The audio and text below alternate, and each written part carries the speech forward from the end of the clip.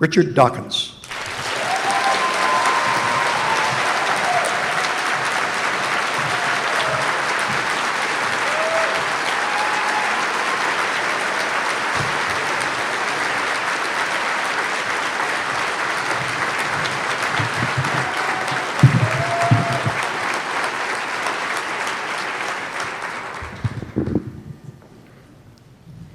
Today I am called upon to honor a man whose name will be joined in the history of our movement with those of Bertrand Russell, Robert Ingersoll, Thomas Paine, David Hume.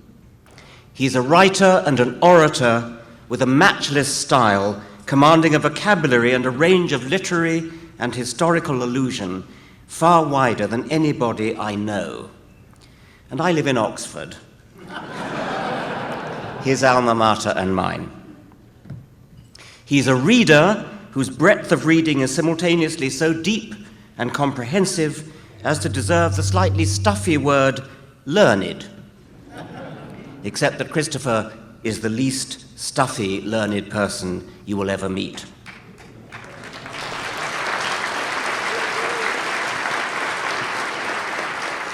He is a debater who will kick the stuffing out of a hapless victim, yet he does it with a grace that disarms his opponent while simultaneously eviscerating him. He's emphatically not of the all-too-common school that thinks the winner of a debate is he who shouts loudest. His opponents may shout and shriek, indeed they do, but Hitch doesn't need to shout. His words, his polymathic store of facts and allusions, his commanding generalship of the field of discourse, the fork lightning of his wit. I tried to sum it up in my review of God is Not Great in the Times of London. There is much fluttering in the dovecots of the deluded, and Christopher Hitchens is one of those responsible. Another is the philosopher A.C. Grayling. I shared a platform with both. We were to debate against a trio of, as it turned out, rather half-hearted religious apologists. Of course, I don't believe in a God with a long white beard, but I hadn't met Hitchens before, but I got an idea of what to expect when Grayling emailed me to discuss tactics. After proposing a couple of lines of attack for himself and me, he concluded, "And Hitch will spray AK-47 ammo at the enemy," in characteristic style.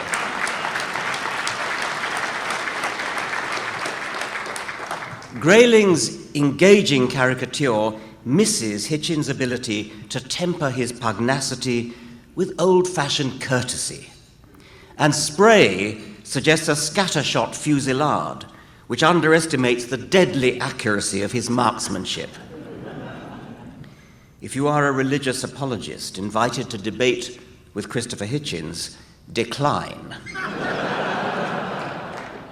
His witty repartee, his ready access store of historical quotations, his bookish eloquence, his effortless flow of well-formed and beautifully spoken words would threaten your arguments even if you had good ones to deploy.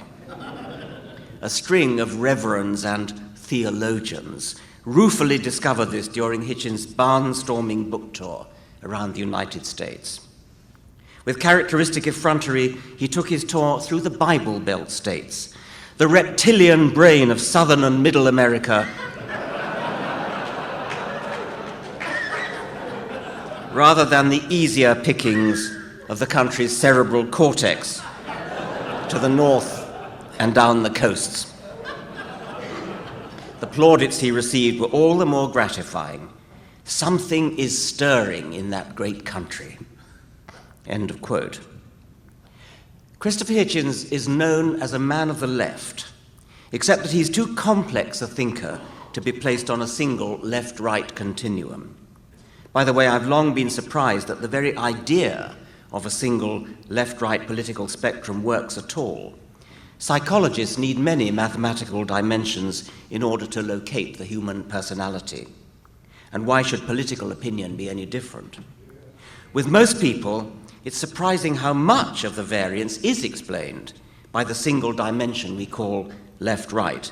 If you know somebody's opinion on, say, the death penalty, you can usually guess their opinion on taxation or public health. But Christopher is a one-off. He is unclassifiable. He might be described as a contrarian, except that he has specifically and correctly disavowed the title. He's uniquely placed in his own multidimensional space. You don't know what he will say about anything until you hear him say it. And when he does, he will say it so well and back it up so fully that if you want to argue against him, you'd better be on your guard.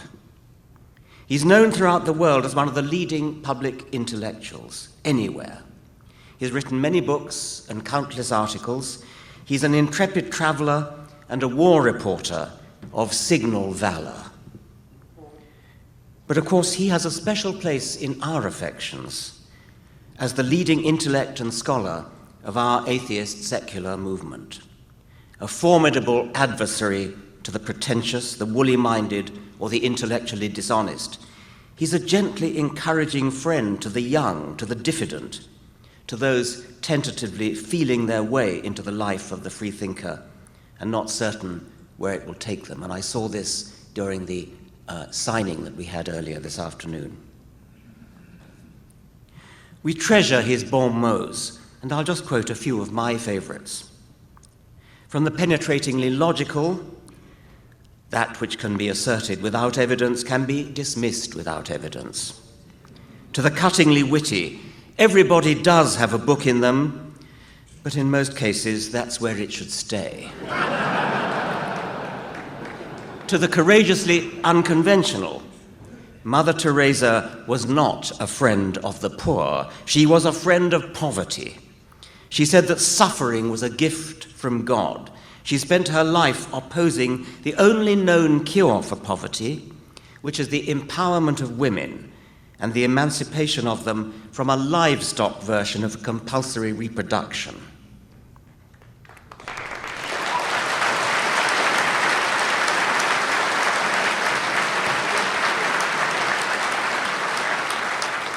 The following is vintage Hitch. I suppose that one reason I've always detested religion is its sly tendency to insinuate the idea that the universe is designed with you in mind. Or even worse, that there is a divine plan into which one fits, whether one knows it or not. This kind of modesty is too arrogant for me. And what about this? Organized religion is violent, irrational, intolerant, allied to racism, tribalism, and bigotry, invested in ignorance, and hostile to free inquiry, contemptuous of women, and coercive towards children. And this, everything about Christianity, is contained in the pathetic image of the flock. His respect for women and their rights shines forth. Who are your favorite heroines in real life? The women of Afghanistan, Iraq, and Iran, who risk their lives and their beauty to defy the foulness of theocracy. Though not a scientist, and with no pretensions in that direction, he understands the importance of science in the advancement of our species and the destruction of religion and superstition. One must state it plainly. Religion comes from the period of human prehistory when nobody, not even the mighty Democritus, who concluded that all matter was made from atoms, had the smallest idea what was going on. It comes from the bawling and fearful infancy of our species, and is a babyish attempt to meet our inescapable demand for knowledge, as well as for comfort, reassurance, and other infantile needs. Today, the least educated of my children knows much more about the natural order than any of the founders of religion. He has inspired and energized and encouraged us. He has us cheering him on almost daily. He's even begotten a new word, the hitch slap.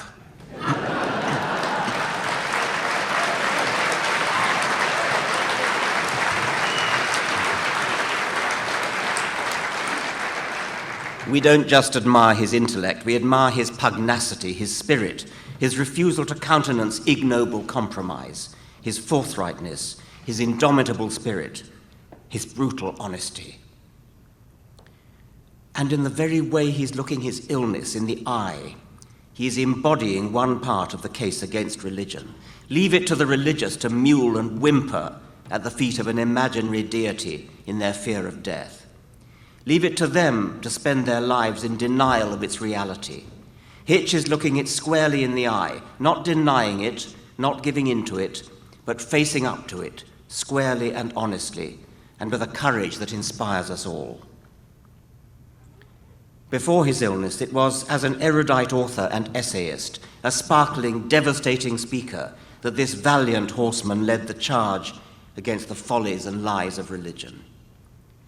Since his illness, he's added another weapon to his armory and ours, perhaps the most formidable and powerful weapon of all. His very character has become an outstanding and unmistakable symbol of the honesty and dignity of atheism, as well as of the worth and dignity of the human being when not debased by the infantile babblings of religion. Every day, he's demonstrating the falsehood of that most squalid of Christian lies, that there are no atheists in foxholes. Hitch is in a foxhole, and he's dealing with it with a courage, an honesty, and a dignity that any of us would be and should be proud to be able to muster.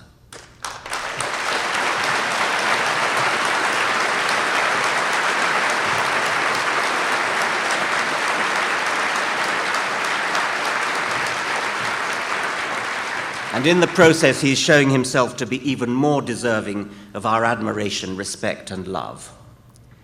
I was asked to honor Christopher Hitchens today.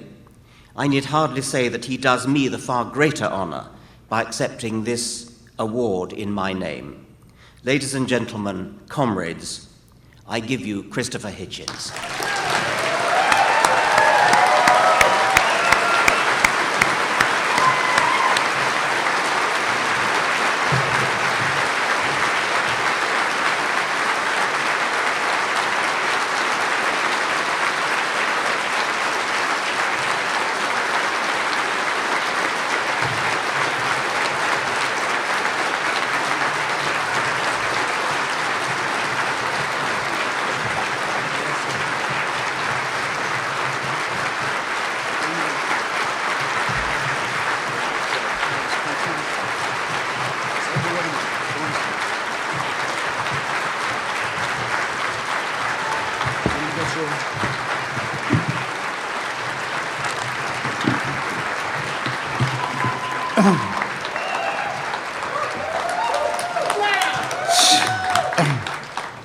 Well, I'm overwhelmed, ladies and gentlemen, brothers and sisters, and I did promise Richard that if my voice didn't go to rags, I would try and speak to you a bit, if that's all right.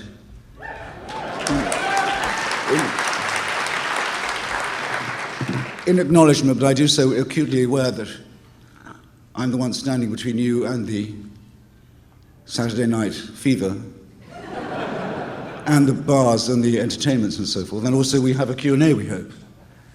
So I'll be terse.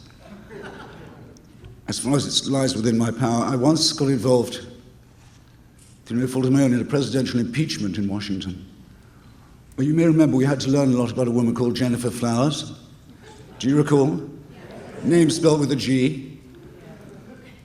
Bertram Wooster, P.G. Woodhouse's great hero, said, "Always beware of women who spell Gladys with a W," or anything. Anyway, heedless of this, the president plunged on. In the course of this, I had to discover about her that she'd once entered a Marilyn Monroe lookalike contest and had come fourth. You may picture, therefore, comrades, my emotions at receiving not just the Richard Dawkins Prize, but the Richard Dawkins Prize from his own hands.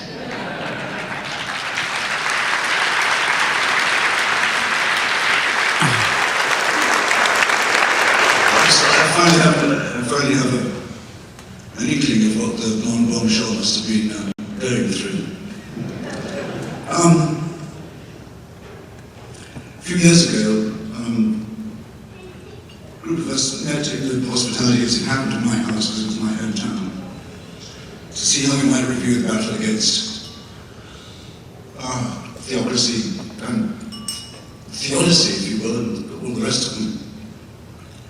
And because groups like that tend to need a nickname, I'm afraid rather unfortunately got called the Four Horsemen.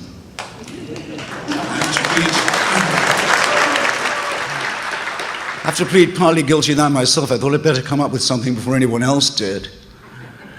And it was supposed to be the Four Horsemen of the Counter-Apocalypse.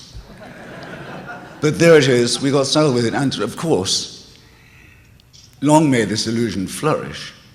It's promoted me to parity with Professors Dawkins and Dennett and Sam Harris. And I have set my whole life, I'd like to think, against the spread of delusion, rather wish this one a fair wind. It's rather nice to be associated in that company.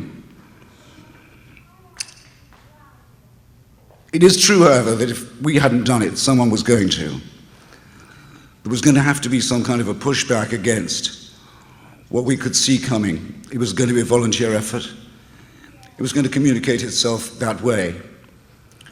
How else were we going to reply to the increasing menace, rising menace of Islamic jihad? How are we going to, for example, deal with the emergence of probably the most reactionary papacy since the mid-19th century? How are we going, excuse me, I'm so sorry, I have to cough for a little bit. I was afraid this would happen, I do terribly apologize. A very reactionary Eastern Orthodox church, if it comes to that, as well, the Eastern Catholic forces. Thank you.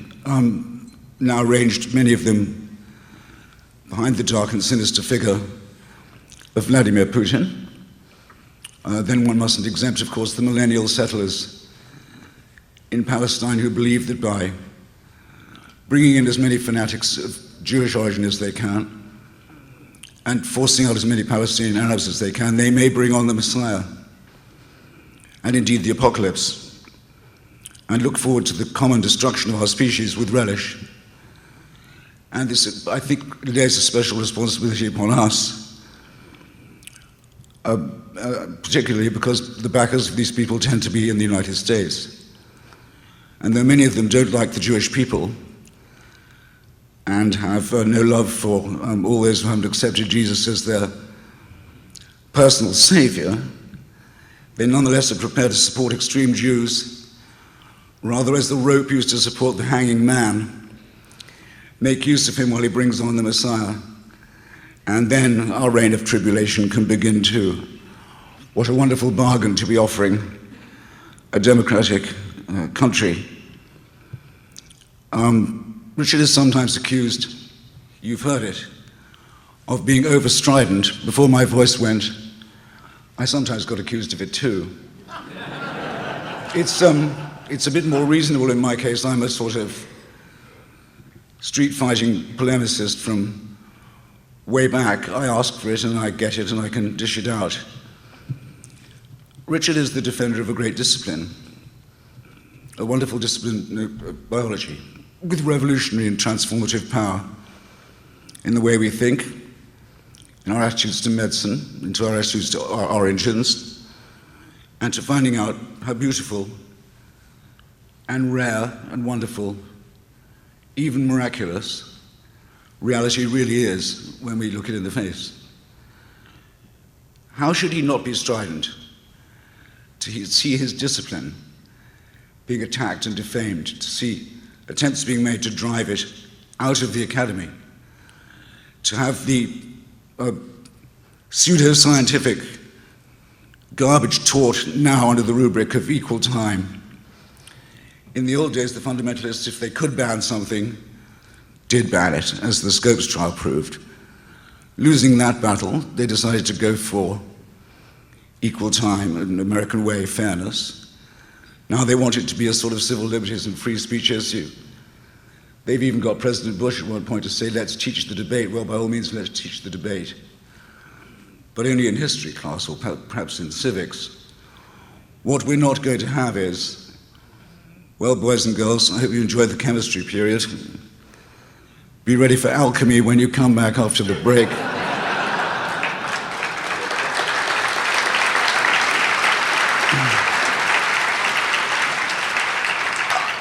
up with this we will not put. We're not going to have our children stultified and insulted by the teaching of garbage of this kind. And it seems to me an outrage that Richard has fewer friends in his profession. It's for them, I think, to rally and draw the sword and say, with our help too, that this nonsense will not pass. Now, some of you know, well, I guess you all know now, that the words of one of my favorite poets, Ernest Dowson, are quite often with me. Dowson stole them actually from the Roman poet Horace. Non sum qualis eram. I'm not as I was. And though, as I know as well as you do, there's no point in arguing about the actual date or time of departure, because I like to think there would be no good time. I hope you agree with that.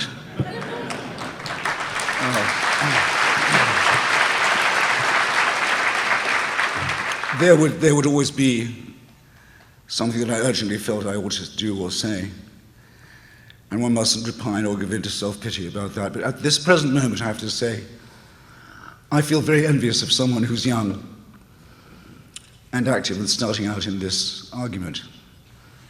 Just think of the extraordinary things that are happening to us. Go, for example, to the Smithsonian Museum, to the new, I hope you've done it, to the new Hall of Human Origins.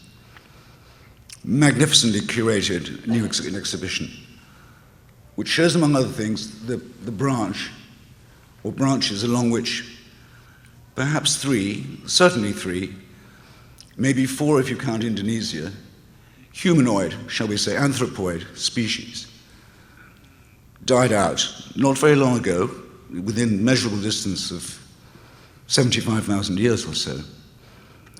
Possibly destroyed by us, possibly not, we don't know. We know they decorated their graves. We think they probably had language ability. We don't know if they had souls. I'm sorry, I can't help you.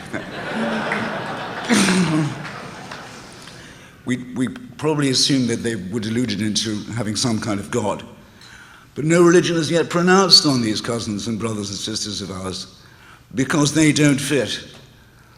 There's no way of fitting them into the ridiculous story that makes this tape wind round and round again and replay it and lead to us, to the grand solipsistic conclusion that this whole thing is designed with us in mind. But what a wonderful thing to be starting out in this tremendous new field of endeavor.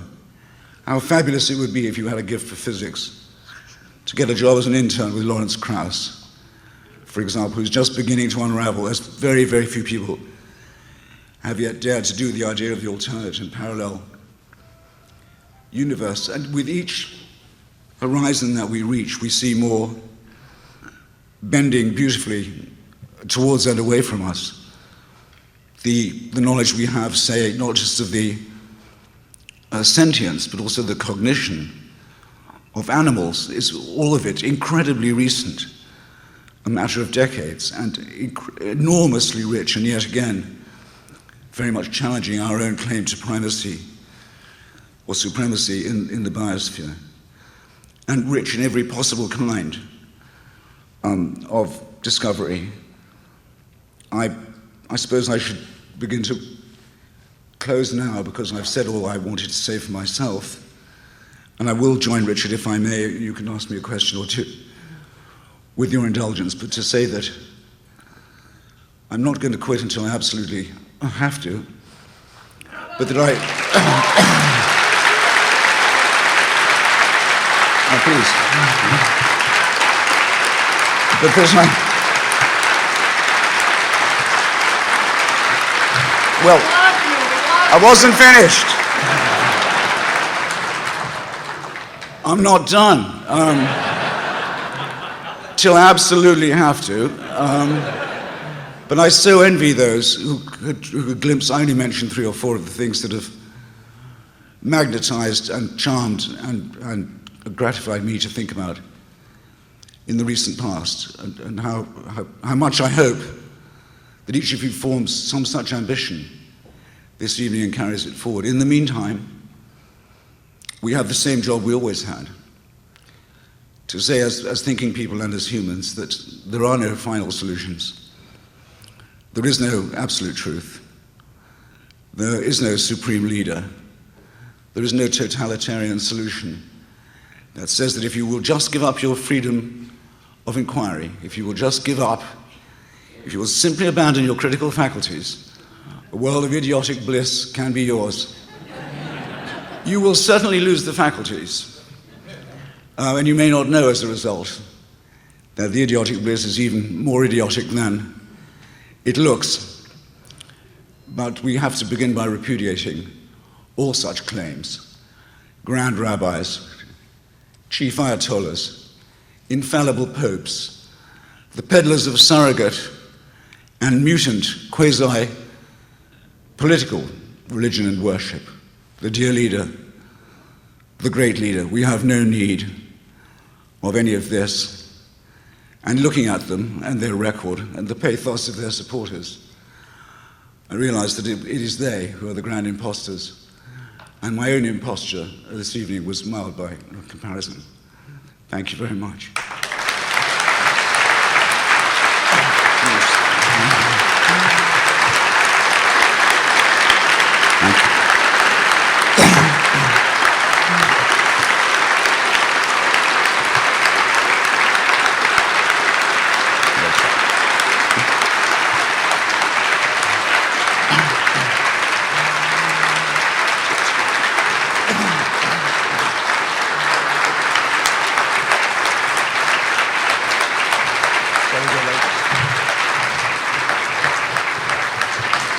I'm sorry for the feeling.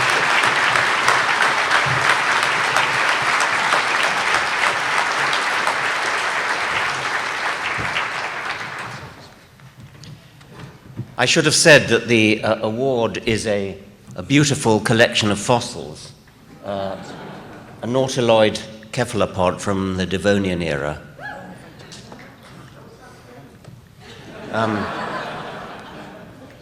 So I guess we're to take questions. So questions to either Christopher or me.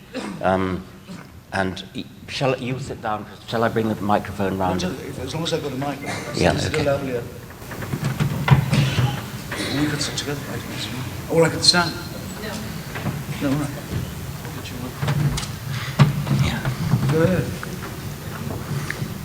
Cat, got your tongue? I have no question. I just wish to thank you, sir, for making my life for 35 years a rational life. Thank you very much.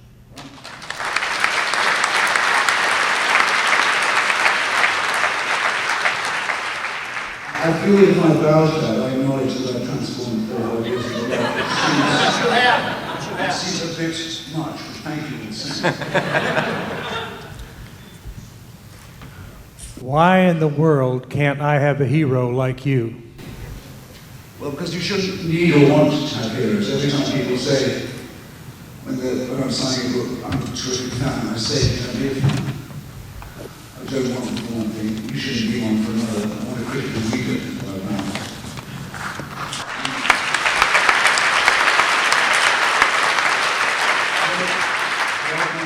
One of my great heroes of the left, and still, however one changes, would be Eugene Victor Jess. I'm sure some of you know what I'm talking about. Not as many as I'd like, but anyway. Very famous as rags to people protesting against the First World War in Richmond was. In Milwaukee, I believe, he said to the crowd, who adored him, he says, I would not lead you to the promised land even if I could. Because if I could lead you out, I could lead you back in again. Or excuse me, if I could lead you in, I could lead you out again, or someone else could lead you wherever they liked. We don't want people who are credulous, we don't want people who are worshipful. We want people who will take all the sharpest risks of all to make sure that their critical faculties are never blunt. And we look forward to being rebutted. We look forward to evidence being presented that they haven't seen yet. We're willing to say that might change my blush. Now, and only that is needful, I think, for our discourse.